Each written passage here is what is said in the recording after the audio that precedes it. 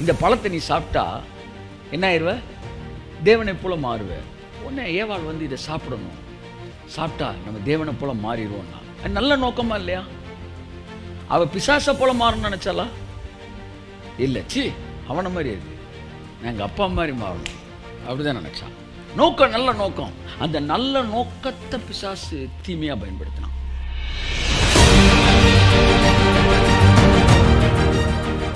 அப்ப இன்றைக்கு தந்திரத்தை பத்தி நம்ம பார்க்கிறோம். பிசாசின் தந்திரங்களை ஏன் பார்க்கிறோம்? நம்ம புத்திமான்களாய் மாறும்போது பிசாசு நம்ம எல்லைக்குள்ள இருந்து வெளியே ஓடுறான். கையை தட்டு, வெளியே ஓடுறான். ஆமென், ஆமென், ஆமென். நீ எவ்வளவு நல்லவனாய் இருந்தாலும், ஆவியானவர் இன்னைக்கு உன்னை பார்த்து சொல்றாரு, நீ எவ்வளவு நல்லவனாய் இருந்தாலும் நீ பேதையாய் இருக்கும் வரைக்கும் அவன் உன்னை ஏமாற்றுகிற வேலையில் இருப்பான்.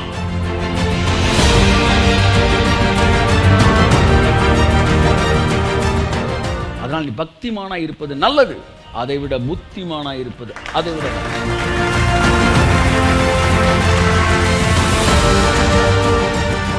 நான் 100% பொருளை கொடுத்துருக்கும், 100% கரையம் கொடுத்துருக்கும் போது எதுக்காக நீ 80% வாழ்க்கையில திருப்தி அடைகிறாய்?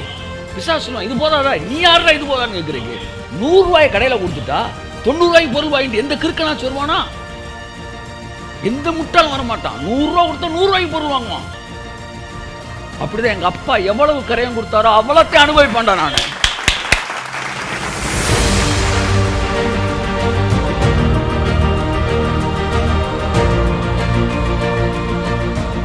தேவன் எல்லாருக்கும் ஆவியில நிரப்பி அப்படியே திறந்து விட்டு இருந்தாருன்னா மேனேஜ் பண்ண முடியாமல் திணறி போயிருவீங்க. அதனால ஆவியில ஃபுல்லா நிரப்பி ஆத்துமான்ற டேப்பை கொடுத்துட்டாரு. ஆத்துமான்ற டேப்பு இதுக்கு ஆண்டவரே, அது அவன் விருப்பத்துக்கு திறந்துக்கிறட்டும்பா, அவன் எவ்வளோ திறக்கிறானோ வாங்கிக்கிறட்டும். சரீரம் பக்கெட்டு, கையை தட்டு ஒருத்தருக்கு. ஆமென். ஆமாம், டேப் பண்ணி திறந்தினா அது வந்துக்கிட்டே இருக்கும். எந்த இடத்திலே உங்களுக்கு அறிவு இல்லையோ அந்த இடத்திலே அவன் தந்திரம் வேலை செய்யும். எங்கே அவரை குறித்த வெளிச்சம் உங்களுக்கு இருக்கிறதோ அங்கே அவன் தந்திரங்கள் வேலை செய்யாது. கையை தட்டு.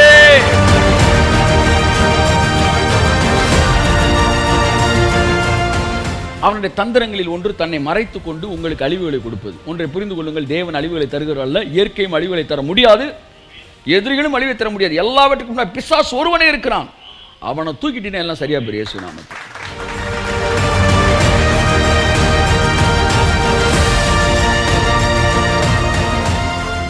ஜெயம் கொள்வதில் என்றால் சேதத்தோடு பெற்றுக் கொள்வது, முற்றிலும் ஜெயம் கொள்வது என்றால் சேதமே இல்லாமல் ஜெயத்தை பெற்றுக் கொள்வது. அன்புக்குரியவர்களாகவே கர்த்தராகிய இயேசு கிறிஸ்துவின் நாமத்தினாலே உங்களை நான் வாழ்த்தி வரவேற்கிறேன். தேவனுடைய வார்த்தை வேதத்தில் சொல்லப்பட்டிருக்கிறபடி மிக அழகாக வேதத்தில் சொல்லப்பட்டிருக்கிறேன். அன்புக்குரியவர்களே, அதாவது கர்த்தருடைய மகிமையை கண்ணாடியில் காண்கிறது போல கண்டு அந்த சாயலாக இருக்கிற கர்த்தராலே தானே நாம் மகிமையின் மேல் மகிமை அடைகிறோம்.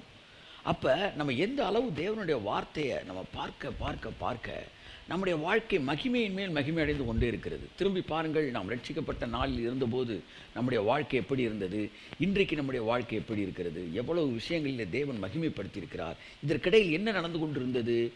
கண்ணாடியிலே, அதாவது வேத வசனமாய் கண்ணாடியிலே நாம் அவரை முகத்தை பார்க்க பார்க்க, வசனத்தை பார்க்க பார்க்க நம்மை தேவன் மகிமையிலிருந்து மகிமைக்கு, மகிமையிலிருந்து மகிமைக்கு லேயர் லேயராக அவங்கள மாற்றி மறுரூபமாக்குறார் பாருங்க. ஹல்லேலூயா. ஸோ ஒவ்வொரு பகுதியாக தேவன் நம்முடைய வாழ்க்கையில் மறுரூபப்படுத்தி கொண்டு வருகிறார், எவ்வளோ மாற்றங்களை ஏற்படுத்தி கொண்டு வருகிறார். ஸோ அப்படி ஒவ்வொன்றும் ஒவ்வொரு மண்டலத்துக்குள்ள ஒவ்வொரு செய்தியும் உங்களை புதிய புதிய மாற்றத்துக்குள்ளே கொண்டு செல்கிறது. சில செய்திகள் புதிய மண்டலத்துக்கே அழைத்து செல்கிறது. அப்படி ஒரு செய்தியாக இந்த நாளின் செய்தி இருக்கும். உங்கள் வாழ்க்கையை புதிய மண்டலத்துக்குள்ளே அழைத்து செல்லும். ஹல்லேலூயா. ஆமென். கரங்களை தட்டி கர்த்தருக்கு நன்றி சொல்லுவோம். Once again I welcome you all to this morning service. இந்த காலை நேர ஆராதனைக்கு உங்களை அன்புடன் நான் அழைக்கிறேன்.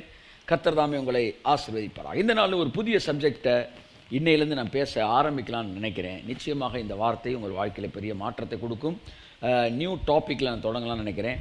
அந்த செய்தியை குறித்து இப்பொழுது நாம் அதற்கான மூல வசனத்தை நாம் வாசிப்போம்.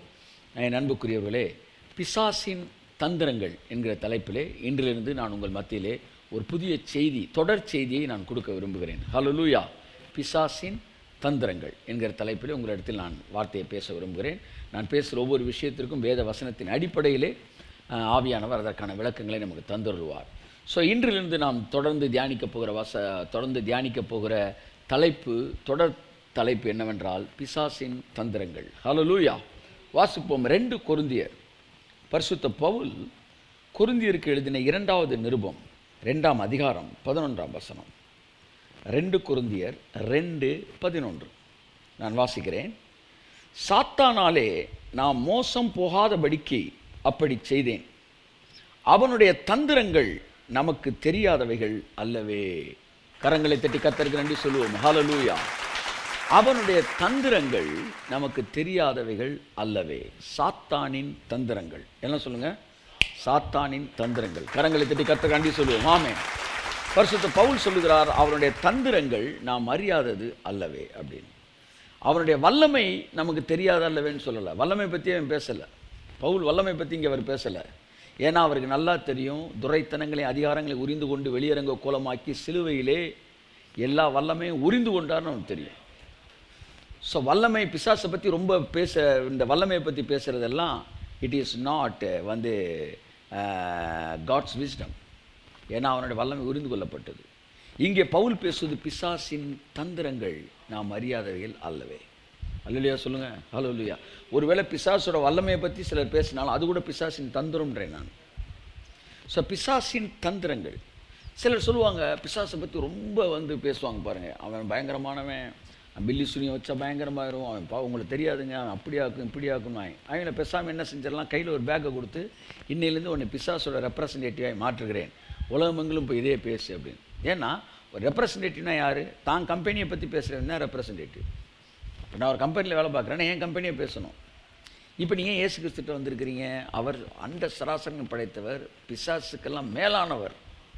அவர் ஒருவரால் மட்டும்தான் வாழ்க்கையில் நல்லா வாழ வைக்க முடியும். அவர் இல்லாமல் என்னை யார் இந்த உலகத்திலேருந்து விடுதலை செய்ய முடியாது. அதனால் அவர் இடத்துல வந்திருக்கிறேன். அவர் எல்லாவற்றையும் பிசாசை ஜெயிச்சிருக்கார். அவர் தானே ஜெயிச்சிருக்காருன்னு தெரியுது. அவரை பற்றி மட்டும் பேசு. பிசாசை பற்றி என்ன செய்யாத, பேசாத. ஏன்னா அவன் தோற்று போனவன். ஆமென். ஆனால் சிலர் எப்போ பார்த்தாலும் அவனை பற்றியே தான் பேசுகிறது. அவன் அப்படியாக்க சார், இப்படியாக்க சார், அப்படியாக்கணும். இது ஒரு எக்ஸ்ட்ரீமு.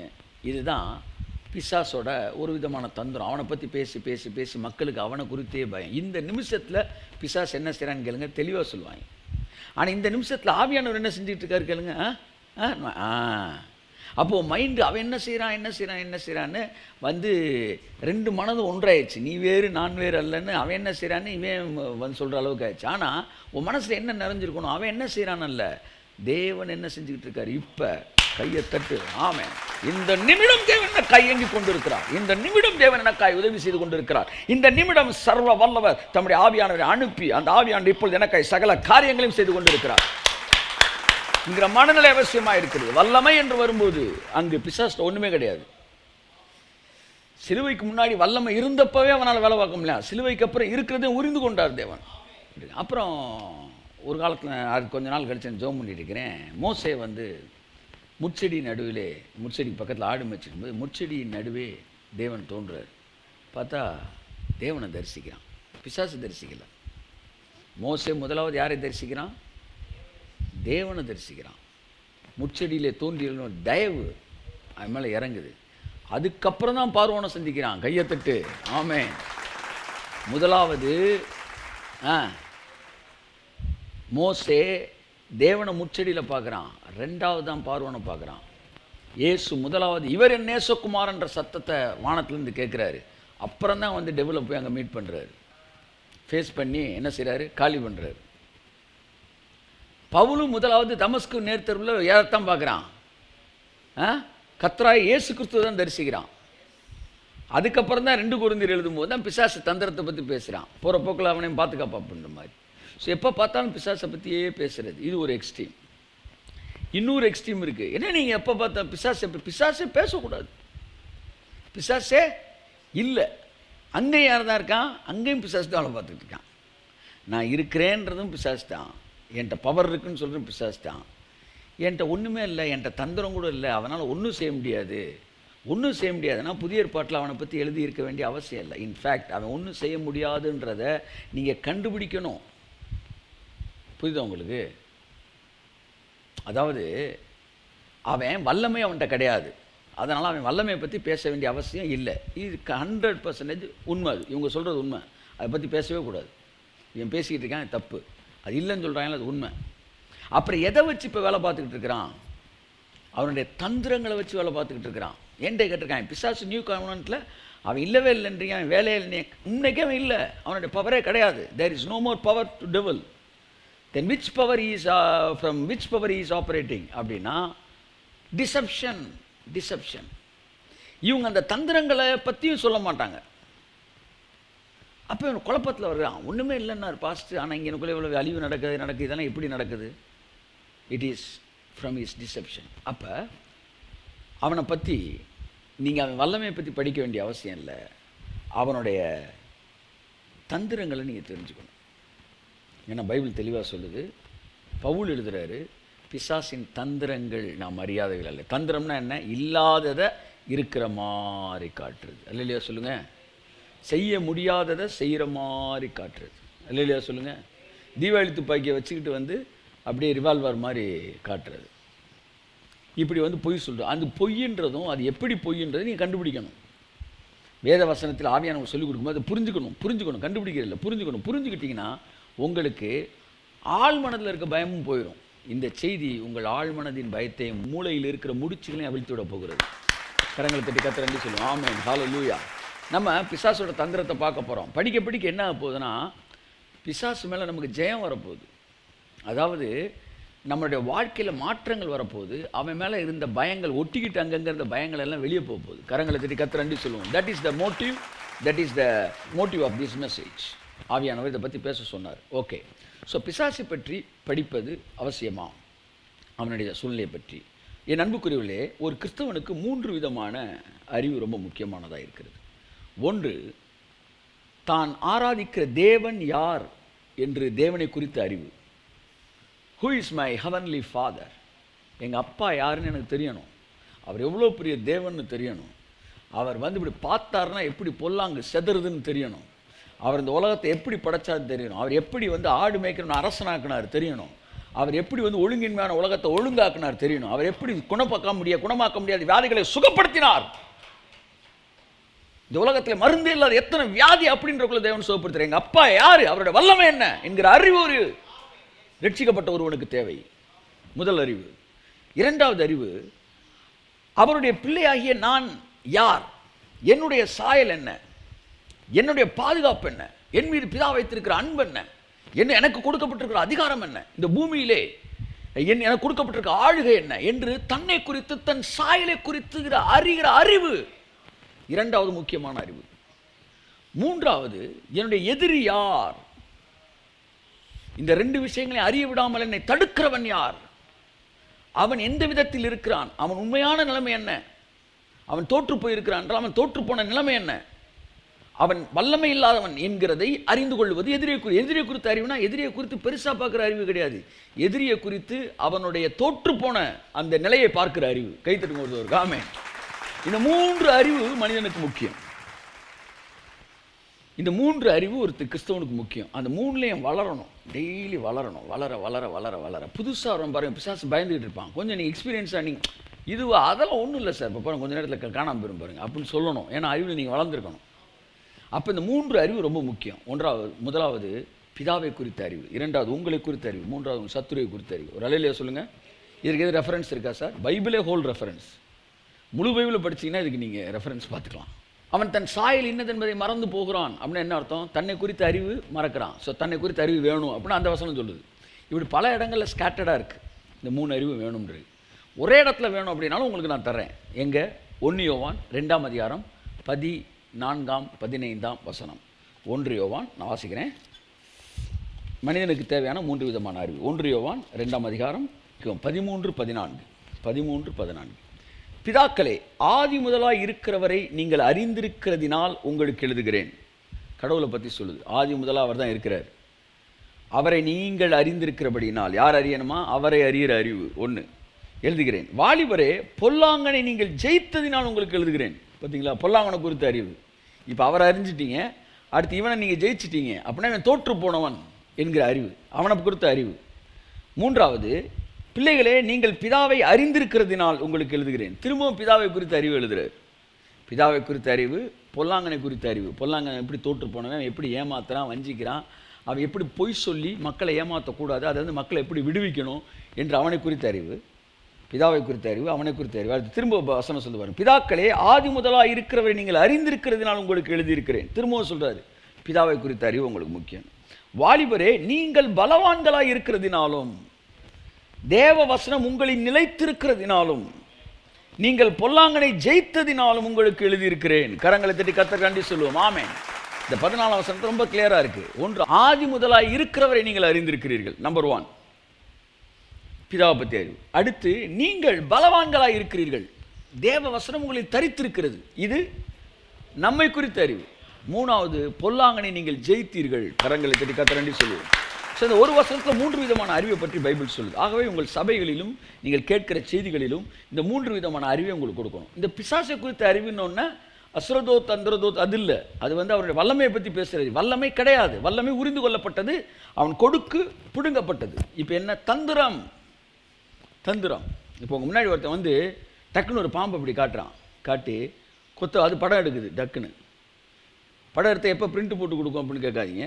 அப்படி படம் எடுத்து கொத்த போகுது அப்படின்னு பயந்துக்கிட்டு இருக்கிற நேரத்தில் சொல்லு, கொத்த விட்டுருவேன்றான் பாம்பாட்டி. ஐயா என்ன செய்யணும்? அப்படியே அவன் பர்ஸை எடுத்து கொடு, பர்ஸில் இருக்க 10,000 ரூபா கொடுன்றான். ஐயா என்னன்னா திரும்ப பாம்பை சின்றான். டக்கு பர்ஸத்தி கையில் கொடுத்துறீங்க, 10,000 ரூபா அப்படியே எண்ணிட்டு அப்படியே போயிடுறான். இதில் வருந்தத்தக்க விஷயம் என்னென்னா, அந்த பாம்புக்கு பல்லு இல்லை என்பது தான். பல்லு இல்லாத பாம்பை காமிச்சு அவன் என்ன செஞ்சிட்டான்? 10,000 ரூபா வாங்கிட்டு போயிட்டான். பல்லு இருக்கிற பாம்புகிட்ட நீங்கள் கொடுத்துருந்தா கூட அவனை விட்டுருப்பேன். பல்லே இல்லாத பாம்பு, அவன் அது கூட பால் ஊற்றுறானான்னு தெரில, கூட்டு போயிடுறான். அப்போ இப்படி நல்லா கவனிங்க, இங்கே வந்து 10,000 ரூபா எதனால் பிடுங்கப்பட்டது சொல்லுங்கள்? பவர்னால இல்லை, டிசெப்ஷன், டிசீவிங், சீட்டிங்.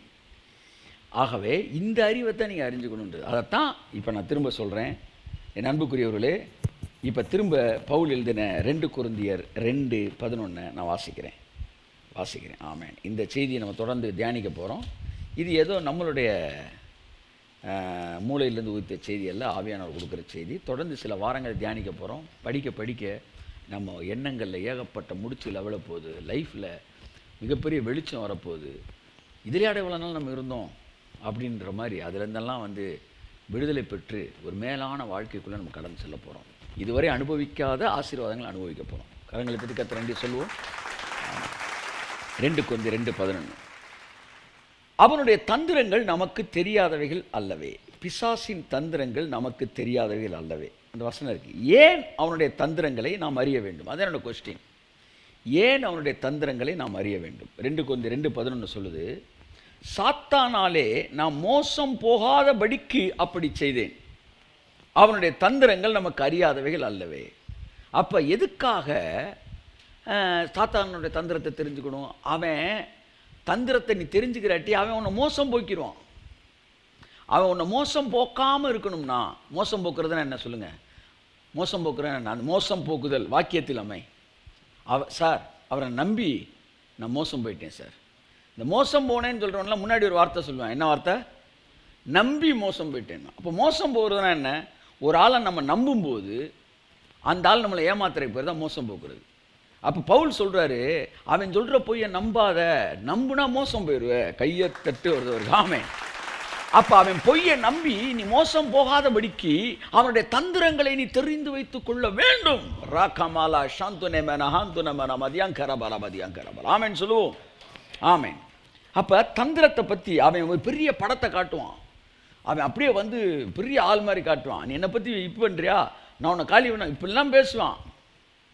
அவன் பேசியே உங்களை சாகடிச்சிருவான்.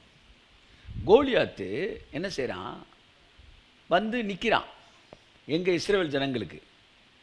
வந்துட்டு சொல்கிறான், நான் யார் தெரியுமா? கோலியாத்துக்கு முன்னாடி ஒருத்தவன் சொல்கிறான், அவன் யார் தெரியுமா? இவர் பெரிய ஆள், இவருக்கு வந்து 12 அடி உயரத்தில் இருக்கார், பனைமரத்தில் பாதியில் இருக்கார், இவர் வந்து இவர் பட்டயத்தோட வெயிட் இவ்வளவு, இவர் ஹைட் இவ்வளவு, எல்லாம் பேசுகிறான். எதுக்கு வந்த? சண்டை போட வந்த. கத்தி எடுத்துகிட்டு வந்தீங்கன்னா குத்திட்டு போடா. நீ எதுக்கு இப்போ வந்து நீ இவ்வளோ பேச்சு பேசிக்கிட்டு இருக்கிற? அப்போ ஒரு நாய் குலைக்குதுன்னா அது கடிக்காதுன்னு அர்த்தம். கடிக்கிற நேரம் வந்து லவக்குங்க வீட்டு போயிரும்ல, ஓன்னு கத்திக்கிட்டு இருக்குன்னு வச்சுக்கோங்களேன், நீ தைரியமாக போயிட்டே இருக்கலாம். ஆனால் சில நாய் மெதுவாக வந்து அப்படி லைட்டாக அப்படி பக்கத்தில் சுற்றி வந்துச்சுன்னா கொஞ்சம் ஜாக்கிரதையாக இருக்கணும். டவக்குன்னு டேஸ்ட் பண்ணிட்டு போயிடும் கறியை. இவன் கோலியாத்து கொல்ல வந்தவன் எதுக்கு பேசிட்டு இருக்கான்னு தெரியல. உள்ளே பூந்து வெட்ட வேண்டியான ஓடிடுவாங்க மக்கள். அவனுக்கு தெரியும், என்னுடைய பலத்தை விட பவர்ஃபுல்லானது, என் உடம்பை விட பவர்ஃபுல்லானது என்னோட நாக்கு அப்படின்னு அவனுக்கு தெரியும். என் உடம்பை வச்சு வெட்டுனான்னு வச்சுக்காங்களேன், 10 பேரை வெட்டலாம் கோலியாத்து, 100 பேரை வெட்டலாம். ஆனால் அவன் பேசினால 1,00,000 பேரை மிரட்டிட்டான். அவன் இறங்கி வெட்டியிருந்தா 10 பேரை தான். ஏன் சார் 1,00,000 பேர் இருக்கிறாங்க, 50,000 பேரை வச்சுக்கோங்க சார். 50,000 பேர் சேர்ந்து கோலியாத்து மேலே விழுந்தா போதாதா? செத்துற மாட்டான கோலியாத்து? ஒவ்வொருத்தரும் நரம்ப உருவிட மாட்டாங்களா? அவனுக்கு தெரியும், என் உடம்பு பலத்தில் 100 பேரை நான் காலி பண்ண முடியும், ஆனால் என் நாக்கு பலத்தில் 1,00,000 பேரை நான் அரெஸ்ட் பண்ண முடியும். அந்த வல்லமையில பிசாசினை கொண்டு வேலை பார்த்துக்கிட்டான். தெரிஞ்சுக்க, அவன் கை பலத்தில் அவன் கூட இப்போ பேசல, அவன் நாக்கு பலத்தை வச்சு அவனை ஜெயிச்சு ஏமாத்திக்கிட்டு இருக்கிறான். அவனால மோசம் போகாதே, பயப்படாதே, இயேசு நாமத்தினால பயப்பட, மோசம் போகாத, உன் தலைமுடி ஒன்றும் கீழே விழாதுன்றார் கர்த்தர். நாம் சாத்தானாலே மோசம் போகாதபடிக்கு அழகாக எழுதி வச்சார் கர்த்தர் பவுல் மூலமாக. கர்த்தருக்கு மகிமை உண்டாகட்டும். பவுலை கர்த்தர் ஆசீர்வதிப்பாராக. அவனால் மோசம் போகாதபடிக்கு உங்களுக்கு எழுதி வைக்கிறேன், அவனோட தந்திரங்கள் நாம் அறியாதவைகள் அல்லவே என்றான்.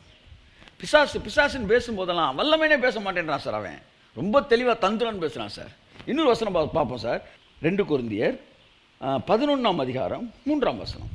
ஆகிலும் சர்ப்பமானது தன்னுடைய தந்திரத்தினாலே ஏவாளை வஞ்சித்தது போல உங்கள் மனதும் கிறிஸ்துவை பற்றிய உண்மை நின்று விலகும்படி கெடுக்கப்படுமோ என்று பயந்திருக்கிறேன். அல்லேலூயா. அப்போ என்ன சொல்கிறான் பாருங்க, சர்ப்பமானது ஏவாளை எப்படி வஞ்சித்தாலாம்? ஏவாளை எப்படி வஞ்சிச்சான்? சர்ப்பம் தந்திரத்தில் தான் வஞ்சிச்சான், பவர்லலாம் இல்லை. பவர்னு என்ன தெரியுமா? ஏவாள் வாயை பிடிச்சி டப்புன்னு பழத்தை எடுத்து மிக்சியில் போடுற மாதிரி டவக்குன்னு வாயில் அமைக்கிருக்கணும். ஆனால் அதை செய்ய முடியாது. தொட்டான்னா சாத்தான் ஒரு ஒரு சரித்திரமே இருந்திருக்காது, கருகி இருப்பான். அவனுக்கு தெரியும் தொட முடியாது. அப்போ தந்திரம். ஏன்னா வல்லமையில் அப்போ சாத்தானோட ஆதாம் மிகப்பெரியவனாக இருந்தான். ஏவாள் இருந்தார்கள், அவர்கள்லாம் ஆசீர்வதிக்கப்பட்டவர்களாக இருந்தார்கள், வளர்ச்சிக்குள்ளாக இருந்தார்கள். அதிகாரம் அவன்கிட்ட நேரடி பவர் இல்லாட்டம் கூட அவனுக்கு பின்னாடி இருக்க பவர் பவர்ஃபுல்லாக பயங்கரமாக இருந்துச்சு. புரியுதா உங்களுக்கு? புரியுது. அப்படி தான் ஆதாமுக்கு பக்கத்தில் சாத்தானைக்கு இருந்தப்போ ஒரு பாடி கார்டாக தான் இருக்கிறான். ஆனால் அவனை தூக்குறதுக்கு உட்கார வைக்கிறதுக்கான பவர் ஆதாமே வாழ்க்கை இருந்துச்சு. அதனால் அவனை நெருங்க முடியாதுன்னு பிசாசுக்கு நல்லா தெரியும். அப்போ எப்படி இவனை காலி பண்ணுற? தந்திரத்தினாலே வஞ்சித்தான். அப்படின்னா ஏமாத்து. இன்றைக்கும் நீ தான் பவர்ஃபுல்லானாள். கையை தட்டுங்க, ராமே, நீ தான் பவர்ஃபுல்லானாள். நீ நினச்சா அவனை தூக்கலாம், நீ நினச்சா அவனை இறக்கலாம். இந்த வேதம் சொல்லுது, தேவ தூதர்கள் யாவரும் அவரை பணிந்து கொள்ள கடவர்கள். யாவருன்ற இடத்துல லூசிபர் வந்துடுறான். எந்த பிசாசு அவர் எதிர்த்து நிற்க முடியாது, பணிந்து கொண்டு தான் ஆகணும். எங்கே போனாலும் கீழ்ப்படிஞ்சு தான் ஆகணும். அவரை தானே நான் சொல்லியிருக்கேன், அவரோடு கூட தான் நான் உட்கார்ந்துருக்கிறேன் உன்னதங்கள்ல. அதனால் அதுதான் அவருடைய ரியாலிட்டி. இந்த ரியாலிட்டியில் தான் பிசாசு எங்கேனாலும் என்ன செய்யணும்? கீழ்ப்படிஞ்சு ஆகணும். அவனுக்கு தெரியும் ஏவாளை நம்ம தொட முடியாது, ஆனால் ஏமாற்றலாம். அப்படி ஏமாத்தினான். பவரே இல்லாமல் பவருக்கு வர்றதுக்கு ஏமாத்துற மாதிரி. இன்றைக்கி ஒன்றும் அவன் ஏமாற்றக்கூடாது, ஜாக்கிரதையாரு. ஒன்று பயமுறுத்தி ஏமாத்திடக்கூடாது. நீ மோசம் போகாதபடி தான் நான் சொல்கிறேன்றான். அல்லேலூயா சொல்லுங்கள், ஆமென். அப்போ நல்ல விஷயத்தை பேசி தான் அவன் என்ன சொன்னான் பாருங்கள். பிசாஸ்ட்ட என்ன, ஏவாள்கிட்ட என்ன பேசினான்னு சொல்லுங்கள். என்ன சொன்னான்? இந்த பழத்தை நீ சாப்பிட்டா என்ன ஆயிடுவ? தேவனை போல் மாறுவ. உடனே ஏவாள் இதை சாப்பிடணும், சாப்பிட்டா நம்ம தேவனை போல் மாறிடுவோன்னா. அது நல்ல நோக்கமா இல்லையா? அவள் பிசாசை போல் மாறணும்னு நினச்சாலா? இல்லை, சி அவனை மாதிரி இருக்கு, நான் எங்கள் அப்பா மாதிரி மாறணும் அப்படி தான் நினச்சா. நோக்கம் நல்ல நோக்கம். அந்த நல்ல நோக்கத்தை பிசாசு தீமையாக பயன்படுத்தினான். இன்றைக்கி உனக்குள்ள நல்ல நோக்கங்கள் இருக்கும், ஆனால் அந்த நோக்கங்களை பயன்படுத்தி தந்திரத்தில் பிசாசு உன்னை தரித்திர வாழ்க்கை வாழ வைக்க முடியும், உன்னை வியாதியான வாழ்க்கையை வாழ வைக்க முடியும். நல்ல நோக்கம் தான் உனக்கு இருக்கும், அந்த நல்ல நோக்கத்தை பயன்படுத்தி உன்னை காலி பண்ண பார்ப்பான். நன்மையானதை கொண்டு உனக்கு மரணத்தை உண்டாக்கினான், பைபிள் அப்படி தானே சொல்லுது. அப்போ அவளுக்கு நல்ல நோக்கம் இருந்துச்சு, அதை வச்சு தப்பான பழத்தை, இந்த பழம் சாப்பிட்டா நீ எப்படி ஆயிரலான்னு போய் சொல்லி கொடுத்தான். அவன் என்ன செஞ்சிட்டா? நல்ல நோக்கத்தில் பிசாசு மாதிரி மாறணும் விரும்பலை, கர்த்தரை மாதிரி மாறணும். அது உண்மையாக இன்றைக்கி சர்ச்சில் தானங்க சொல்கிறீங்க, தேவனை போல் மாறு, தேவனை போல் உன் வாழ்க்கை மாறட்டும், அவருடைய சாயலுக்கு ஒப்பாய் மாதிரி தானே சொல்கிறான். ஏன் எத்தா அவளும் நினச்சா. ஆனால் நோக்கம் சரியான நோக்கம், ஆனால் பேசினால் தப்பான ஆள், அதனால் தப்பான பழத்தை கொடுத்து ஏமாற்றிட்டான். இன்றைக்கும் கூட பரலோகத்துக்கு போகணும் நிறையா பேர் ஜெபம் பண்ணிட்டு இருக்காங்க. நல்ல நோக்கமா இல்லையா? நரகத்துக்கு போகணும் நான் ஜெபிக்கிறேன், பரலோகத்துக்கு போகணும் தான் ஜெபிக்கிறான், அதுக்கு தான் ஒழுங்காக வாழணுன்றான். நல்ல நோக்கம். ஆனால் இந்த நல்ல நோக்கத்தை வச்சு எப்படி ஏமாத்துறான் பாருங்க ஜனங்களை. நான் சொல்கிறேன், பிசாசின் தந்திரம். நீ பரலோகத்துக்கு போகணும் அப்படின்னு சொல்லிட்டு, ஆனால் போகிற வரைக்கும் இந்த பூமியில் நீ தோற்று போன ஒரு பிச்சைக்காரனான வாழ்க்கையை வாழ வேண்டும் என்று ஜனங்களை பரலோகத்துக்கு ஃபோக்கஸ் பண்ணி பூமியில் தோற்று போன ஒரு வாழ்க்கை. இதான் உனக்கு கிடையாது, உனக்கு ஆசீர்வாதம் கிடையாது, ஐஸ்வர்யம் கிடையாது, ஆரோக்கியம் கிடையாதுடா, உனக்கு நல்ல குடும்பம் கிடையாது, வாழ்வு கிடையாது, சமாதானம் கிடையாது, சந்தோஷம் கிடையாது பொய் சொல்லி ஜனங்களை வஞ்சித்து ஏமாற்றி பரலோகத்துக்கு போகணும் என்ற நல்ல நோக்கத்திற்கு பின்பாக தந்திரத்தை பயன்படுத்தி இந்த பூமியில் அவர்களை தரித்திரராய் வாழ வைத்துக் கொண்டிருக்கிறார். ஏன்னா ஜனங்களுக்கு தெரியல, இந்த பூமியிலே நாங்கள் ஆளுகை செய்வோம் என்கிற வெளிப்பாடு இல்லாததினாலே பரலோகத்துக்கு போகின்ற வார்த்தையை பயன்படுத்தி அவங்களை ஏமாத்துறாங்க. அன்புக்குரியவர்களே, இதில் என்ன உனக்கு பெனிஃபிட்டு? என்ன பெனிஃபிட்டு? இந்த பூமியில் உங்களை பிச்சைக்காரனாக வாழ வைக்கலாம், உங்களை தரித்திரராக வாழ வைக்கலாம், உங்களை கஷ்டப்படுத்தலாம், உங்களை கதற வைக்கலாம். இதில் என்ன பெனிஃபிட்டு? உங்களை பார்க்குறவன் நீங்கள் கும்பிட்ற சாமி இருக்காரா இல்லையான்னு டவுட் வரும்ல. உங்களை பார்க்குற 1000 பேருக்கு அந்த 1000 பேருக்கு ஒன்று சொல்லுவான், பத்தியா இவன் சாமியை தான் நான் கும்பிட்றாயா, அவன் வாழ்க்கை எப்படி இருக்கு பாரு. அப்போ அவன் வாழ்க்கைக்கே ஒன்றும் அந்த சாமி கொடுக்க முடியாதப்ப அந்த சாமி நீ கும்பிட்டு என்ன பண்ண போகிற? உனக்கு இது கிடச்சிருமா? அப்படின்னு ஒன்றை வச்சு 1000 பேருக்கு அவன் பிரசங்கம் பண்ணணும். அதுக்கு தான் ஒன்று தோற்று போன ஒரு வாழ்க்கை வாழ வைக்க அவன் திட்டம் திட்டி இருக்கிறான். உங்ககிட்ட வந்து எப்படி சொல்கிறேன், நீ என்ன நினச்சிக்கிட்டு இருக்க? இந்த பூமியில் பாடுகளோடு தான் இருக்கணும், ஆனால் பரலோகத்துக்கு போயிடுவோமியா உன்ட்ட இப்படி பேசுகிறான், நீ நம்பிக்கிட்டு இருக்கிற, நீ சகிச்சுக்குவே. ஆனால் உன்னை வச்சு இன்னும் 1000 பேர் அவன் நரகத்துக்கு கூட்டு போயிடுவான். கொஞ்ச நாள் கழித்து அவனுக்கு வந்துச்சுல டவுட்டு, உன்னைக்கே இவன் கடவுள் இருக்காரா இல்லை அப்படின்னு நினச்சான்ல, அதே டவுட்டு உனக்கு வரணும். அடுத்து என்னடா நம்ம லைஃப்பில் என்னதான் இருந்தாலும் ஒன்றுமே இல்லைன்னா கூட ஏதாச்சும் ஒன்றாச்சும் கர்த்தர் செஞ்சுருக்கலாமே அப்படின்னு அடுத்து உனக்குள்ள டவுட்டை கொண்டு வந்து ஒன்னையும் பின்மாற வச்சு ஒன்னையும் நரகத்துக்கு கூட்டு போகணும். இதான் திட்டம். இது எல்லாம் எந்த நோக்கத்தில் ஆரம்பிச்சிச்சு? பரலோகத்திற்கு போக வேண்டும். அந்த நல்ல நோக்கத்தை வச்சு தந்திரத்தில் வச்சு அடித்தான் அவங்கள.